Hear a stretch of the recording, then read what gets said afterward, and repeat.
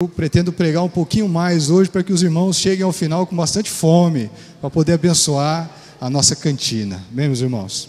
Mas olha, semana passada o nosso irmão Vulmar, como é bem característico da personalidade dele, da meticulosidade do irmão Vulmar, ele pregou sobre o inconformismo que o nosso Deus quer que nós tenhamos no nosso tempo, no tempo em que vivemos, né? Eu vou pedir para os irmãos colocarem ali a projeção. Eles estão namorando, olha que coisa bonita, irmão Caio, irmã Sudália, coisa linda, viu? Amém. Irmã Sudália, projeta lá para a gente, por favor.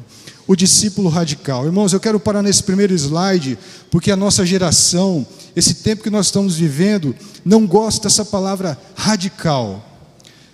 Porque nós estamos vivendo o politicamente correto, enquanto que o Senhor Jesus quer que nós vivamos o biblicamente correto. E quando você diz, lá na minha igreja nós estamos tendo uma série de mensagens do discípulo radical. Peraí, radical? Mas não podemos ser radicais. O mundo diz isso, que nós temos que ser pessoas mais flexíveis nas nossas crenças, mais flexíveis na nossa maneira de viver a nossa fé. Eu quero recapitular rapidamente, como se fosse possível, a mensagem do irmão Vulmar. Pode passar a próxima, Sudália, por favor. Ele falou domingo passado sobre o pluralismo. São muitas ideias, né? Nós somos uma sociedade plural, mas que não tem raiz.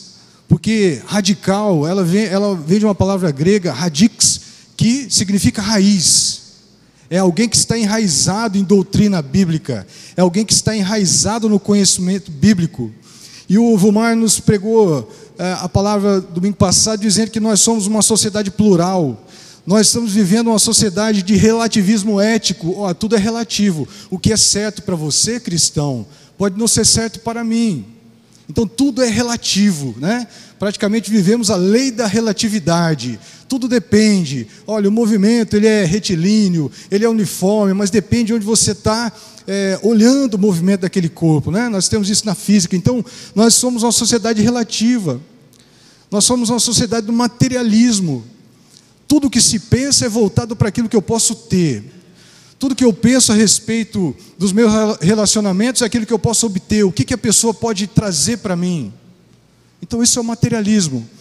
E também o narcisismo. Eu sou o centro do mundo. Eu preciso, eu quero. Deus tem que dar para mim. Porque eu fui feito para a sua glória. Mas eu quero as coisas para mim. Então o narcisismo, ele tem essa vertente na nossa sociedade.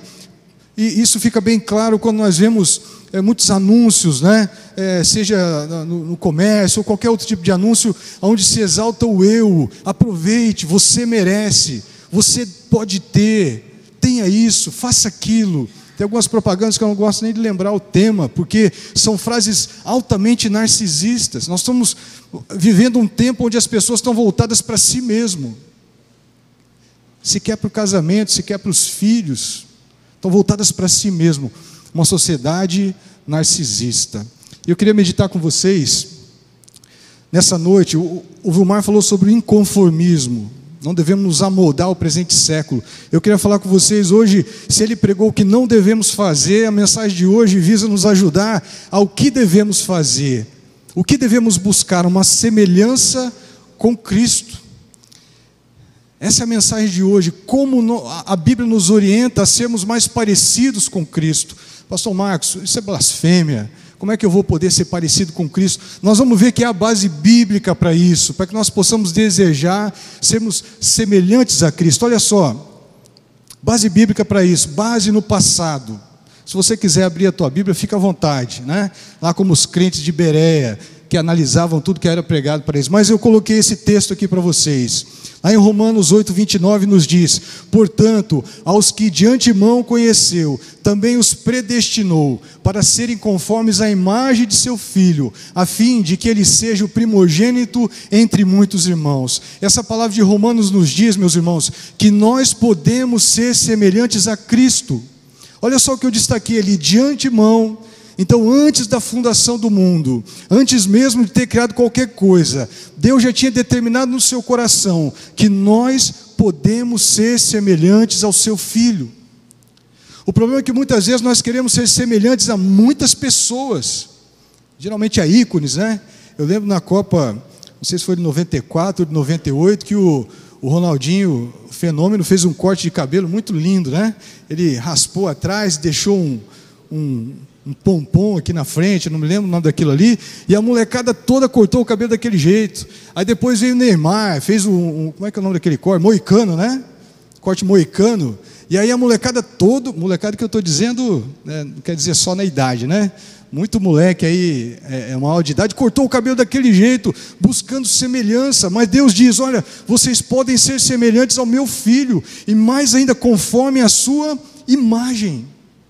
Conforme a imagem de Cristo. O que isso significa? Que Deus, ao olhar para a nossa vida, elas verão a Cristo. Semelhantes a Ele. Olhar para mim, olhar para você, tem alguma coisa diferente aí. Certamente aquelas pessoas de Calama viram isso nos irmãos que foram nessa viagem missionária. Certamente isso.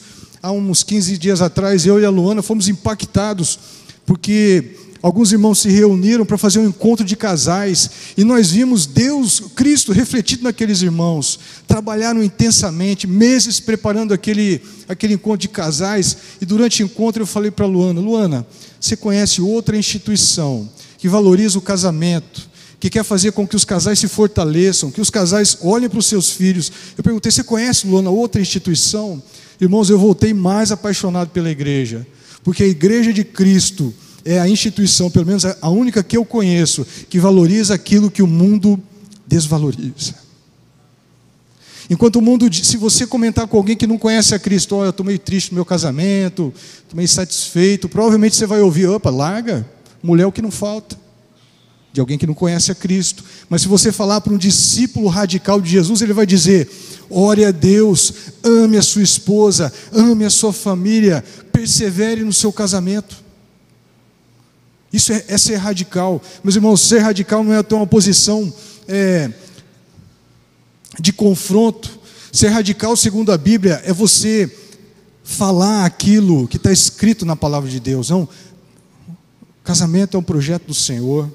Eu preciso cuidar dos meus filhos, eu preciso cuidar da minha família. Isso é ser radical. Não concordo com você, ele deve perseverar no seu casamento. Isso é ser radical. Isso é ser a imagem do Filho de Deus no passado. Mas vamos ver no presente. Por favor, Sudália. Olha, no presente, 2 Coríntios 3,18, Romanos que a gente leu, diz que lá, muito antes da fundação do mundo, Deus já tinha dado a possibilidade a qualquer um de nós sermos semelhantes a Cristo. Mas vamos ver no presente. E todos nós, com o rosto desvendado, contemplando como por espelho a glória do Senhor, somos transformados de glória em glória na sua própria imagem. Eu quero que você atente para o tempo verbal. Somos transformados. Presente. O que você está vivendo hoje é para te deixar mais parecido com Cristo. O que nós estamos vivendo hoje, você pode pensar e você pode falar no teu coração: pastor Marcos, você não sabe a dificuldade que eu estou vivendo, mas eu sei pela palavra de Deus que essa dificuldade é para te deixar mais parecido com Jesus, porque Ele está dizendo aqui: somos transformados de glória em glória na sua própria imagem. Aquele que entregou a sua vida a Cristo, aquela pessoa que escutou João 3,16, e ele entendeu que Deus entregou o seu único Filho para que todo aquele que crer em Cristo não pereça, mas tenha vida eterna. Aquele que entregou a sua vida a Cristo, ele tem a convicção hoje de que ele está sendo transformado à imagem de Cristo. Mas vamos ver no futuro. Nós vimos que Romanos nos aponta para o passado, a determinação de Deus. Nós vimos aí que Coríntios, ele nos aponta para o presente. Vamos ver a próxima passagem que nos diz o que vai acontecer conosco no futuro. 1 João 3,2, primeira carta do apóstolo João: amados, agora somos filhos de Deus, e ainda não se manifestou o que havíamos de ser. Sabemos que quando Ele se manifestar, seremos semelhantes a Ele. Aqui João está falando da transformação dos nossos corpos mortais em corpos imortais. Mas olha, no futuro aponta que nós ficaremos completamente semelhantes a Cristo. É isso que nos aguarda, é isso que te aguarda, não é o presente século. A Bíblia diz que nós somos forasteiros, como o irmão Vumar pregou domingo passado. Gente, nós estamos aqui de passagem, isso aqui não é nossa casa, isso aqui não é nosso lugar.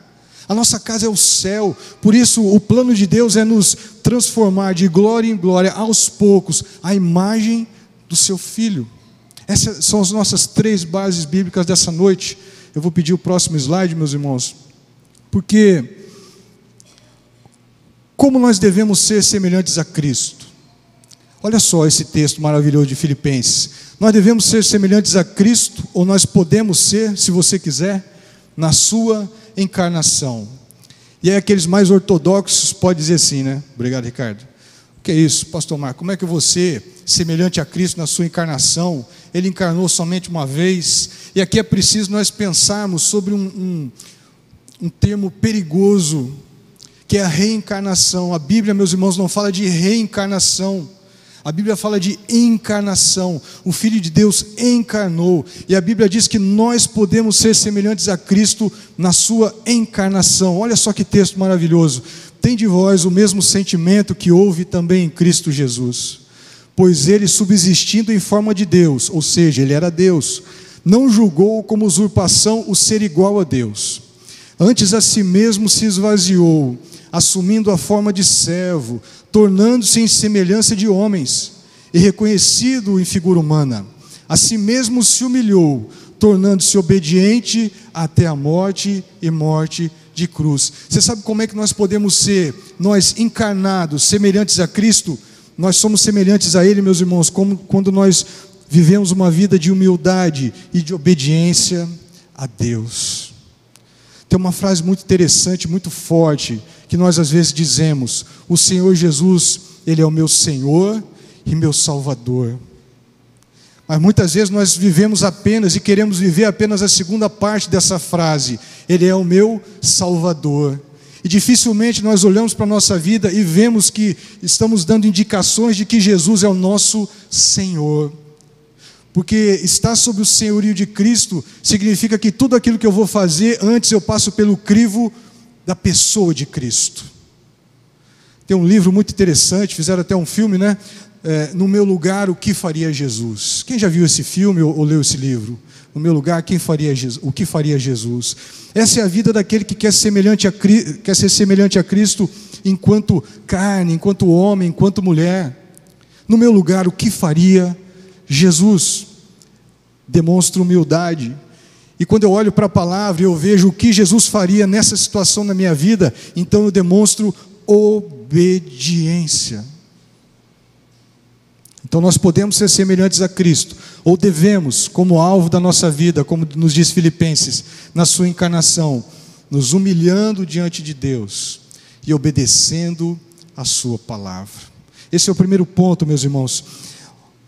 O segundo ponto, e que eu gosto muito, nós devemos ser semelhantes a Cristo no seu serviço.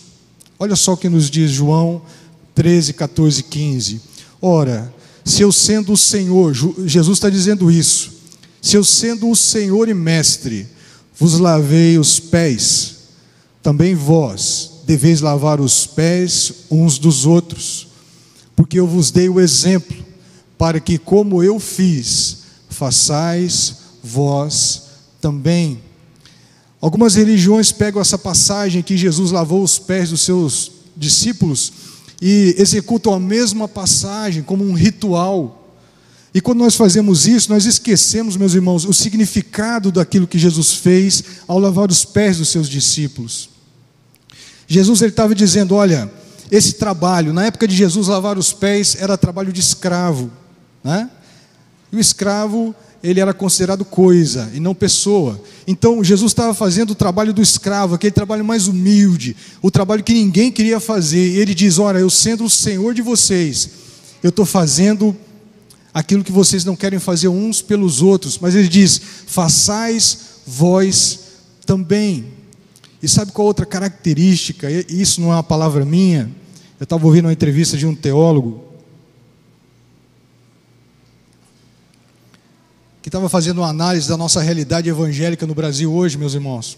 O pastor Messias pregou, eu acredito que um ano atrás sobre isso aqui na igreja, que nós estamos vivendo uma geração evangélica de consumidores evangélicos. Nós não queremos trabalhar, nós não queremos servir, nós queremos chegar na igreja. E eu louvo a Deus pela vida do pessoal do louvor. Meus irmãos, às vezes você está em casa, você nem pensou em vir para o culto ainda, esses irmãos já estão aqui ensaiando, estão aqui orando, isso é maravilhoso. Por isso que Deus, né, trabalha tanto durante o louvor aqui desses irmãos, que eles estão nos conduzindo.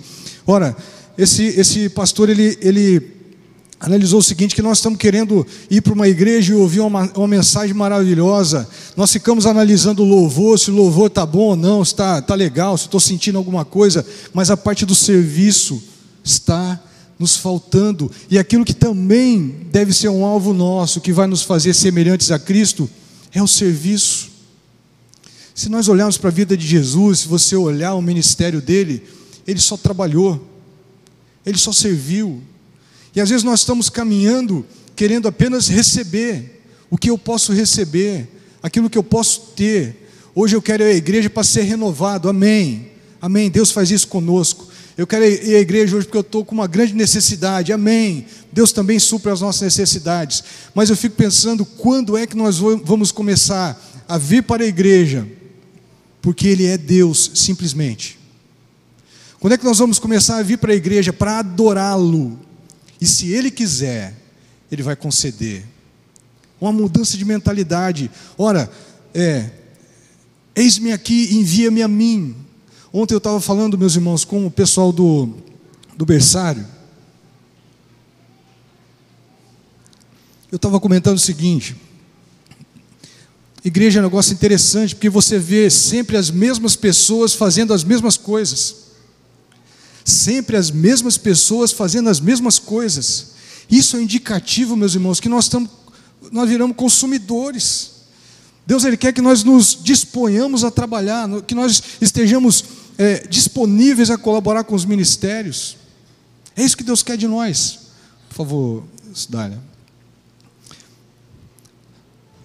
Olha só o que é, afinal de contas, ser semelhante a Cristo no serviço. É o Caio que está ali, né? Desculpa. Vocês parecem tanto, a convivência deixa as pessoas parecidas, né?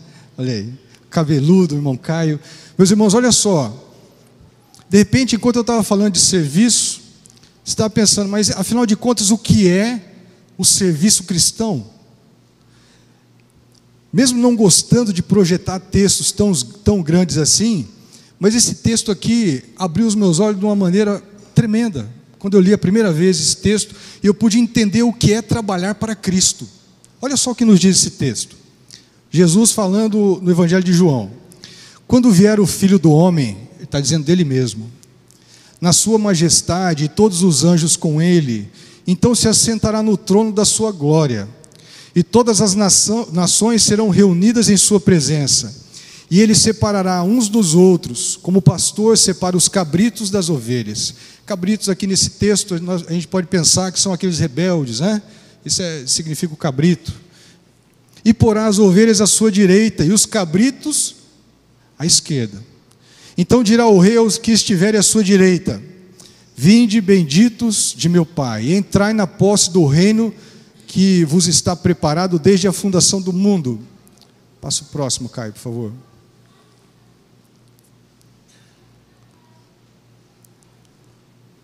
Próximo. Passou?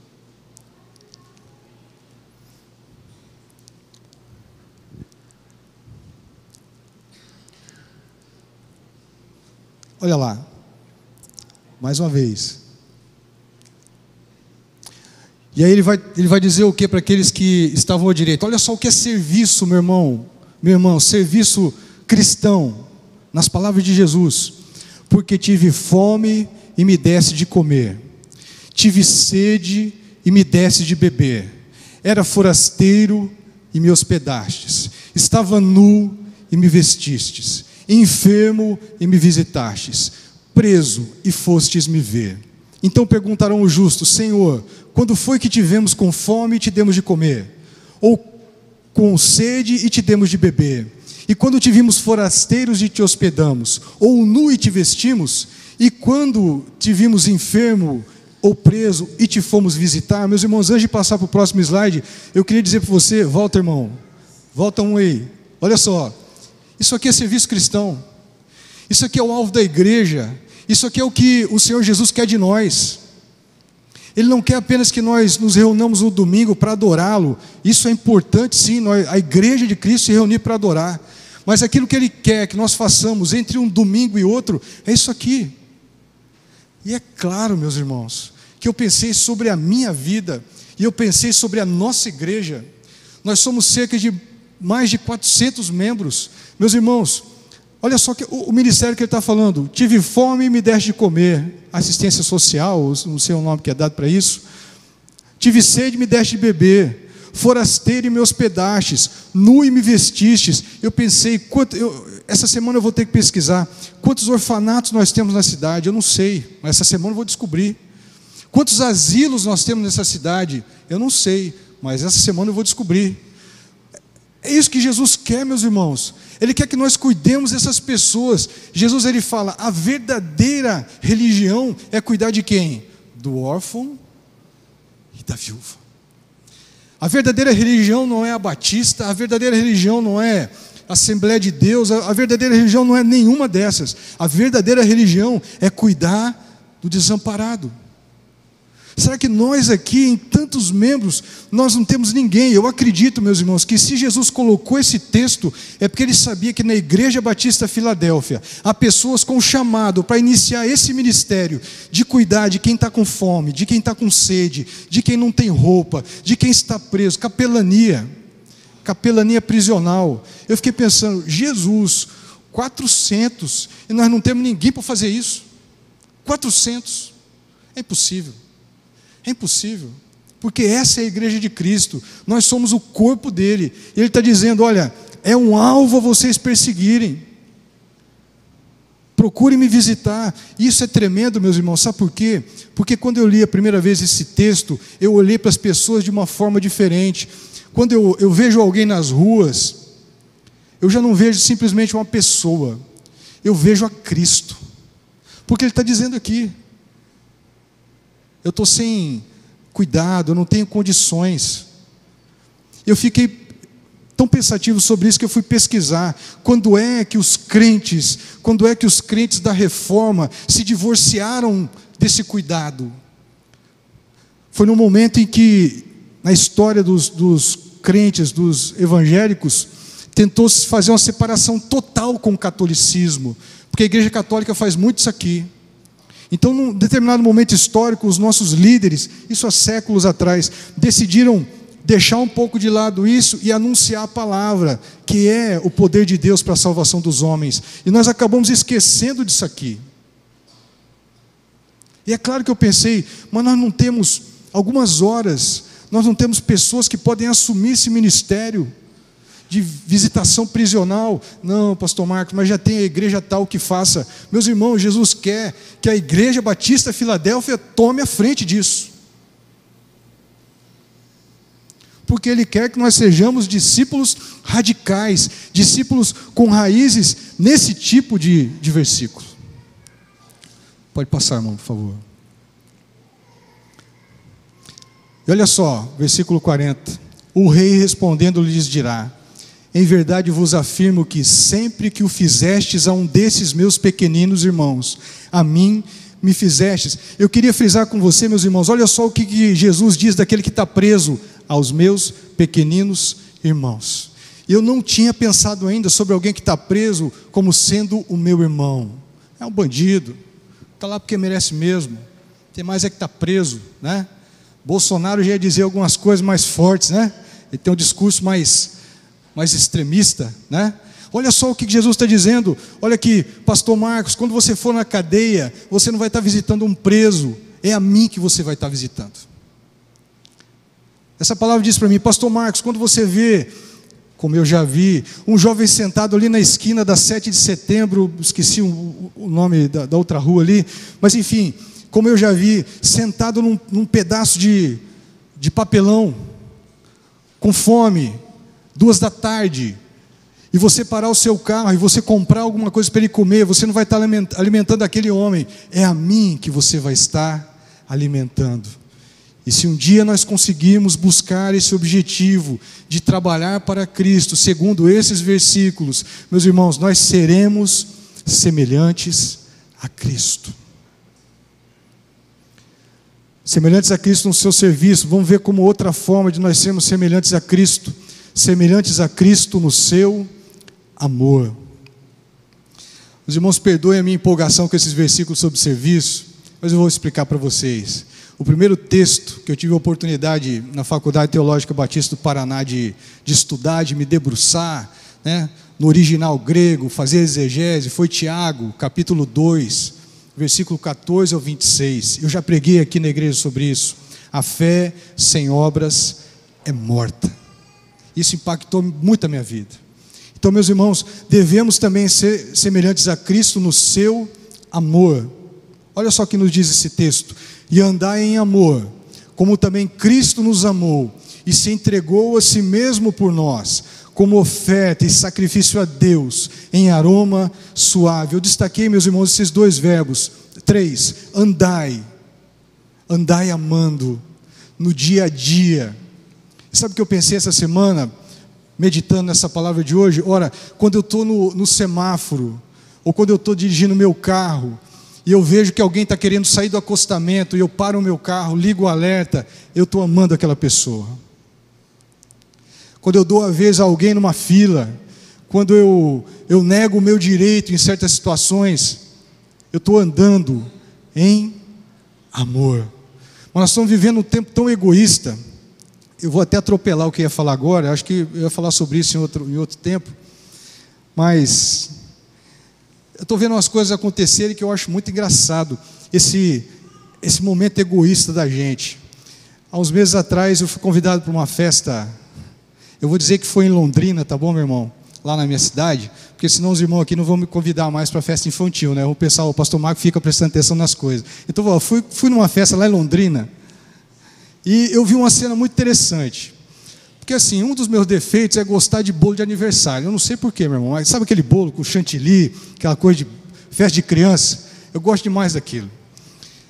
E aí eu estava sentado, aí cantamos os parabéns ali e tal, e eu de olho no bolo, né? Mas de repente eu vi um docinho que eu não via há muito tempo, e estava ali na frente do bolo. Não sei se vocês conhecem aqui aquele doce de coco, que é bem úmido por dentro, sabe? Aquele docinho. Não é cocada não, eu não me lembro o nome dele. Mas eu sei que quando você morde, eu praticamente falo, eu quase sinto a textura. Você morde aquele docinho, aquele negócio suculento, né? Sente aquele gosto de coco queimado, aquilo é maravilhoso. Irmão, quando eu vi aquilo lá, eu já esqueci do bolo. Eu já fixei naquele docinho. Eu pensei, pelo menos 10 disso aí é meu. Não tem... Eu pensei, a molecada sai da minha frente, porque eu vou, como você diz, eu vou com força, né? E eu fiquei ali, meu irmão, e o Samuel aqui, eu já mandei ele de esclarecedor na minha frente, esclarecedor, mandei ele na frente já para ele guardar meu lugar. E aí, meus irmãos, cantamos os parabéns. Quando nós acabamos de cantar o parabéns, eu vi uma criatura dizer assim, uma criatura pequenininha: atacar! Vocês estão rindo, né? Vocês estão rindo porque não é vocês que estão com vontade até hoje de comer o doce. Irmão, eu fiquei impressionado, porque aquele doce, ele sumiu como que por mágica da minha frente. E os 10 que eu já tinha determinado que seriam meus, eles passaram na mão de uma criaturinha deste tamanho. Aí eu pensei assim, vou ver onde ela vai. Estou falando sobre egoísmo. E eu acompanhei ela. E eu pensei tanta coisa durante a caminhada dela. Eu a abençoei grandemente. E aí, quando eu vi que um homem abriu os braços, né, fez menção de segurá-la, eu pensei, esse pai, ele vai mandar essa criatura voltar lá na mesa e deixar de ser egoísta e colocar tudo lá e comer um por um. Eu tive certeza que porque assim, né? O que Deus espera de nós com os nossos filhos é isso, né? Quando você vê aquela criatura tendo uma atitude egoísta, o que Deus espera é que a gente ensine a dividir, né? Dividir o pão. Senhor, abençoa esse homem, que o cajado seja pesado dessa menina. Pois, para minha surpresa, ele sacou da sua algibeira uma bolsinha.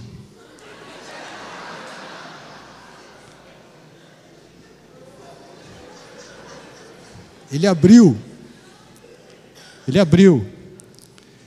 E cuidadosamente aquela criança foi colocando a minha alegria lá dentro, uma a uma. Ele fechou. Ele se abaixou, ele falou para ela. E ela voltou. Meus irmãos, nós estamos rindo, mas isso é terrível, porque nós estamos criando uma geração de egoístas. Por que nós não somos capazes de ir lá na mesa do docinho e pegar um só? Porque às vezes tem uma criatura olhando e desejando aquele doce. Eu quero que vocês prestem atenção nas festas de aniversário de criança que você for, ou de adulto, para ver se não é isso que está acontecendo. Mas isso que eu falei foi lá em Londrina, tá bom, irmão? Você pode me convidar, que eu não vou ficar reparando na sua festa, não. Mas, meus irmãos, isso não é andar amor, isso é andar em egoísmo. Nós estamos criando uma geração de egoístas. Uma geração de egoístas. E eu não comi nenhuma cocadinha. Por favor, meu irmão, pode passar a próxima. Agora olha só, meus irmãos, quando nós falamos em amor, sermos semelhantes a Cristo em amor, eu vejo que, por não conhecermos a palavra de Deus, nós não sabemos o que é amor. Nós não sabemos o que é amor sem nos chegarmos àquele que é o amor. O Evangelho de João diz que Deus é amor. Então, às vezes, eu ouço algumas pessoas dizerem assim para mim, no meu trabalho, inclusive, Deus me deu a oportunidade de ajudar um companheiro de trabalho, que ele falou para mim, Marcos, eu não amo mais a minha esposa. Mas como assim? Eu não amo mais? Eu falei, o que você não está trabalhando mais? Você não está pagando as contas em casa? Ele falou, não, eu tenho feito. Então você ama a sua esposa. Você não tem estado com ela? Não, eu tenho. Eu falei, então você ama a sua esposa? Ele, não, eu não amo minha esposa, eu não quero ficar com ela. Eu falei, bom, a sua paixão acabou. Porque, meus irmãos, o que a palavra nos mostra é que amor não é um sentimento. Amor é um conjunto de atitudes. Aquilo quando nós dizemos de alguém assim, não gosto mais da minha namorada, não gosto mais da minha esposa, a paixão acabou, o desejo pode ter acabado. Agora, olha o que a Bíblia nos diz, o amor é paciente. Meus irmãos, alguém aqui já sentiu paciência por alguém? Alguém já sentiu paciência? Você acordou assim, olhou para sua esposa, eu estou sentindo uma paciência tão grande por você hoje. Alguém já falou isso? Você sabe por quê, meu irmão? Porque paciência não é um sentimento, paciência é uma atitude. Eu decido esperar, eu decido ouvir mais uma vez, eu decido caminhar mais um pouco. Paciência não é um sentimento, paciência é uma atitude. Olha só, está dizendo que o amor é bondoso. Você já acordou do lado do seu marido, olhou para ele ali, ainda roncando, e pensou assim, eu estou sentindo uma bondade tão grande por ele? Já pensou isso alguma vez ou não? Sabe por quê, meu irmão? Porque bondade também não é sentimento, bondade é uma atitude. Eu decido ser bondoso com alguém ou não, como esse rapaz que o pastor testemunhou, que foi bondoso com os nossos missionários e cedeu aquele pneu, né, de graça. Nós pagamos ele, pastor, ou não? R$50, é verdade, o senhor falou. Então veja, o amor não há de ciúme, ciúme também é uma atitude. Apesar de você ter o sentimento de posse para com alguém, o ciúme é você chegar lá e dizer, quem te ligou? Quem é esse aqui no teu celular? Quem é esse cara no Facebook? Né? Isso é, você está tendo uma atitude de ciúme. Veja só que a palavra nos diz que o amor não é orgulhoso. Orgulho não é um sentimento, orgulho é uma atitude. De achar que eu sou melhor do que os outros, de achar que eu faço melhor do que os outros. O amor não é vaidoso, vaidade também não é sentimento. Vocês estão entendendo onde eu quero chegar? Meus irmãos, ser semelhante a Cristo em amor não é sentir algo por alguém, é decidir ter um conjunto de atitudes em que eu vou amar com o meu cuidado. Com a minha atitude eu demonstro se eu amo ou não. E olha só, o apóstolo Paulo, no versículo 7, ele diz que o amor tudo sofre, tudo crê, tudo espera, tudo suporta. Eu posso decidir amar a Cristo, eu posso decidir amar as pessoas, cuidar delas, ter paciência, demonstrar bondade, ou não. É assim que eu vou me tornar todos os dias mais semelhante com Cristo. Por favor, irmão. Devemos ser semelhantes a Cristo em sua longanimidade. Eu procurei o significado um pouco mais profundo para alguém que é longânimo. Virtude de suportar com firmeza contrariedades em benefício de outrem. Olha só o que a palavra nos diz em 1 Pedro. Servos, sede submissos com todo o temor ao vosso Senhor, não somente se for bom e cordato, mas também ao perverso, porque isto é grato, que alguém suporte tristeza, sofrendo injustamente, por motivo de sua consciência, para com Deus. Próximo, irmão, por favor. Pois que glória há, se pecando e sendo esbofeteados por isso, o suportais com paciência? Se entretanto, quando praticais o bem, sois igualmente afligidos e suportais com paciência, isto é grato a Deus, porquanto para isso mesmo fosse chamados, pois que também Cristo sofreu em vosso lugar, deixando-vos exemplo para seguirdes os seus passos. Resumindo, suporte, aguente, como testemunho, porque quando você demonstra caminhar um pouco mais com alguém, que a própria pessoa sabe que ela está sendo indigesta para você. Você sabia disso ou não? Porque existe uma lei espiritual determinada por Jesus, que se cumpre em todo mundo, seja no crédulo ou no incrédulo. Jesus diz assim: amai ao próximo como a ti mesmo. Então, quando alguém te trata mal no teu trabalho, você já pode imediatamente diagnosticar: essa criatura não se ama, porque ela me trata exatamente como ela trata a ela mesma. Isso é uma lei espiritual, isso vai se cumprir. Jesus está dizendo: olha, vocês precisam ser diferentes. Eu aguentei a cruz por vocês, eu aguentei o madeiro por vocês, eu aguentei a humilhação por vocês, então vocês precisam aguentar também por causa do meu nome. Mas eu quero o próximo slide que vai fixar um pouco mais sobre isso. Isso aqui, meus irmãos, não está no livro O Discípulo Radical. Isso aqui é fruto de um estudo ministrado pelo meu professor, querido professor irmão Lécio, do curso CRAU. Eu quero fazer a propaganda do curso aqui, um curso maravilhoso, curso de finanças, segundo a vontade de Deus, e nós estudamos esses 2 versículos. Eu achei oportuno falar sobre isso, em termos de longanimidade, sermos semelhantes a Cristo na longanimidade. Olha só o que nos diz Colossenses: tudo quanto fizerdes, fazei-o de todo o coração, como para o Senhor e não para homens, cientes de que receberei do Senhor a recompensa da herança. A Cristo, o Senhor, é que estáis servindo. Então, mesmo se na tua vida hoje você está aguentando situações difíceis na tua família, no teu trabalho, na tua universidade, você precisa lembrar desse versículo: faça de todo o coração, não como para o seu chefe, não como para a sua empresa, não como para a sua esposa, não como para a sua sogra, mas como para Cristo. Isso muda a nossa percepção de vida. Quando eu olho para aquilo que eu tenho que fazer, e eu olho assim: eu vou fazer esse ofício aqui para Cristo. Quando o estudante pensa: eu vou estudar química para Cristo. Eu falei química porque eu odiava química. Eu vou carregar essas caixas aqui no meu trabalho, é para Cristo que eu carrego. Você percebe que vai mudar a tua empolgação com a tua vida, a maneira de você ver a sua vida vai mudar completamente.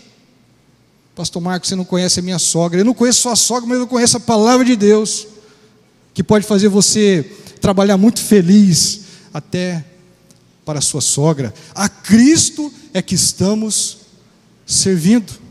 Então nós podemos ser mais semelhantes a Cristo na sua longanimidade, se nós em tudo que fizermos, olharmos para Cristo. Nós devemos ser semelhantes a Cristo na sua missão. Ele diz aqui em João: assim como tu me enviaste ao mundo, também eu os enviei ao mundo. Meus irmãos, isso aqui quer dizer que nós não viemos nesse mundo para sermos apenas prósperos. Nós não viemos aqui nesse mundo apenas para termos a nossa família, apenas para termos o nosso trabalho. Nós viemos aqui ao mundo para fazer exatamente o que Cristo fez. O negócio de Cristo é gente. E o nosso negócio, as nossas tarefas também precisam ser gente. Assim como Deus o enviou, Jesus está dizendo: eu também envio os crentes. É claro que eu olhei para a minha vida e eu perguntei: vem cá, eu estou vivendo, eu estou cumprindo a minha missão, assim como Cristo cumpriu a dele? Porque, meus irmãos, nós devemos ser semelhantes em Cristo também na sua missão. Isso é um estilo de vida. 3 consequências para nós encerrarmos, meus irmãos, de nós sermos semelhantes a Cristo. Semelhança com Cristo e o mistério do sofrimento. Eu confesso a vocês que quando me converti, eu li Romanos 8:28, eu tomei para mim esse versículo de uma tal maneira que tudo que acontecia na minha vida, eu pensava comigo: todas as coisas contribuem para o bem daqueles que amam a Deus, daqueles que são chamados segundo o seu propósito. Isso é verdade.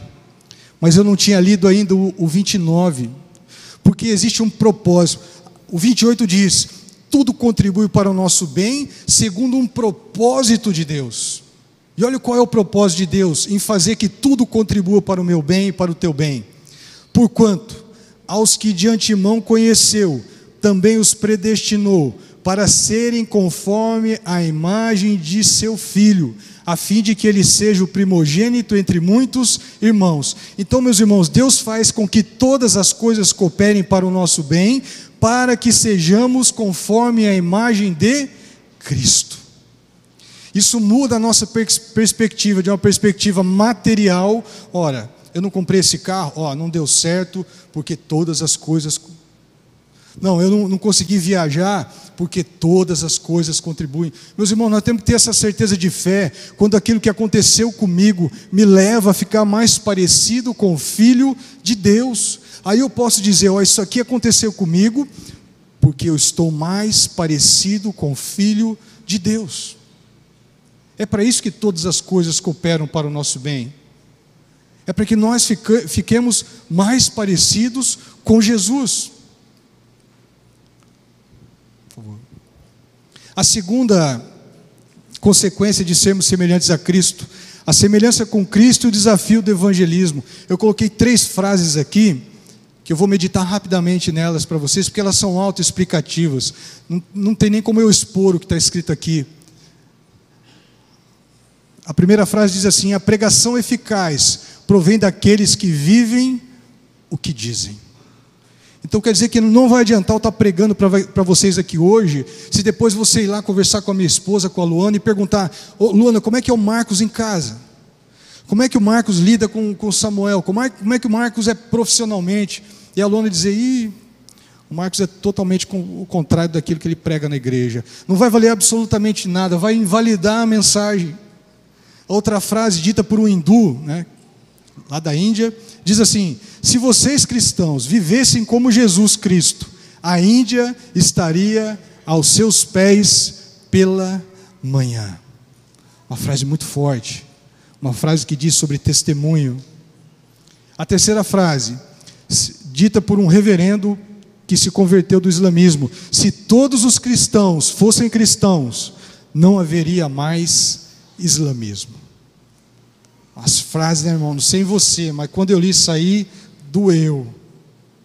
Nós somos chamados como consequência da nossa semelhança com Cristo a evangelizarmos aquilo que vivemos verdadeiramente na nossa vida. E a terceira consequência, meus irmãos, da semelhança com Cristo é a habitação do Espírito Santo. Eu vou ler essa frase desse senhor americano que diz assim: não adianta me dar uma peça como Hamlet, uma peça de teatro, e me dizer para escrever algo assim. Shakespeare podia fazer isso, eu não posso. E não adianta me mostrar uma vida como a de Jesus e me dizer para viver como ele. Jesus era capaz, eu não. Ele termina: porém, se o gênio de Shakespeare pudesse vir e morar em mim, então eu poderia escrever peças como ele escreveu. E se o Espírito de Jesus pudesse vir morar em mim, então eu viveria uma vida como a dele. Meus irmãos, o segredo para nós vivermos uma vida como a de Cristo é termos a consciência de que só atingiremos isso no poder do Espírito Santo. E para terminar, o propósito de Deus, lembra lá o propósito? E todas as coisas cooperam para aqueles que são chamados segundo o seu propósito. O propósito de Deus é nos fazer com Cristo a mesma forma como Ele faz, isso é, nos enchendo com o seu Espírito Santo. Somente cheios do Espírito Santo, meus irmãos, nós podemos a cada dia ficar mais e mais semelhantes com Cristo. Que Deus nos abençoe e que durante essa semana nós possamos ser radicais nesses propósitos de semelhança com o Senhor, conscientes que somente clamando o poder do Espírito nós chegaremos à estatura de Cristo. Meus irmãos, muito obrigado. Eu devolvo a palavra ao nosso pastor.